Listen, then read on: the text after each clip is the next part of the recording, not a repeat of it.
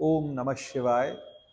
पुष्पदंत जो गंधर्वों का मुख्य व्यक्ति था और वो भगवान शिव का सेवक था, उसने भगवान शिव को 11वें श्लोक में बहुत सुंदर बात कही कि हे त्रिपुरारी, दशमुख रावण ने तीनों भुवनों का निष्कंटक राज्य प्राप्त कर लिया था। ये त्रिभुवन क्या है? स्वर्ग। स्वर्ग का राज्य उस समय रावण के पास आ गया था, क्योंकि उसने इंद्र आदि सभी देवताओं को अपने कब्जे में कर लिया था। कुबेर से लंका छीन ली थी और 9 ग्रहों को अपने ही कारागृह में बांध लिया था। और ऐसा भी कहा जाता है कि 9 ग्रह जो थे वो उसके जो सिंहासन था उसके नीचे दबा रखे थे, ताकि कोई भी ग्रह उसके जीवन पर कोई प्रभाव ना डाल पाए। इतना जो था वो व्यक्ति, वो सबका शमन करने वाला था, दमन करने वाला था।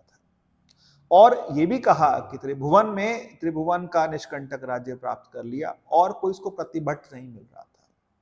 प्रतिभट मतलब कि उसके बराबरी का लड़ाई करने वाला उसे कोई नहीं मिला। ऐसा क्यों नहीं मिला? इतनी शक्ति उसे कहां से मिली? और उसने अपने 10 के 10 सिर जो थी वो कमल के समान भगवान शिव को बलिदान कर दिए थे।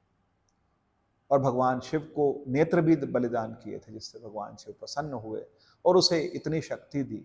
और ये किसकी वजह से था? क्योंकि भगवान के चरणों में उसकी अविचल भक्ति थी। कहा जाता है कि रावण जो है प्रतिदिन सुबह उठ करके एक नया स्तोत्र बनाता था भगवान शिव की स्तुति के लिए, और उससे भगवान शिव की स्तुति करता था। उसकी आस्था भगवान शिव में बहुत अधिक थी और भगवान शिव के ही आशीर्वाद से वो इतना बड़ा राजा बन पाया। दैत्यों का भी राजा था और बाकी मनुष्यों का भी राजा था, और देवताओं को भी उसने कब्जे में कर लिया था। और ऐसा कोई व्यक्ति बचा ही नहीं था उसके समक्ष जिस पर वो राज्य कर सके। बाकी जितने दैत्य थे, अहिरावण, खरदूषण, ये सब इसके अपने ही रिश्तेदार थे। इनके साथ इसने पूरी पृथ्वी पर कब्जा करने का पूरा प्रयास कर रखा था, और जो पूरी पृथ्वी थी वो सब की सब त्राहिमाम कर रही थी। लेकिन ये सब भी, इतनी शक्ति भी कहाँ से आई? ये शक्ति रावण के पास भगवान शिव के ही प्रताप से आई।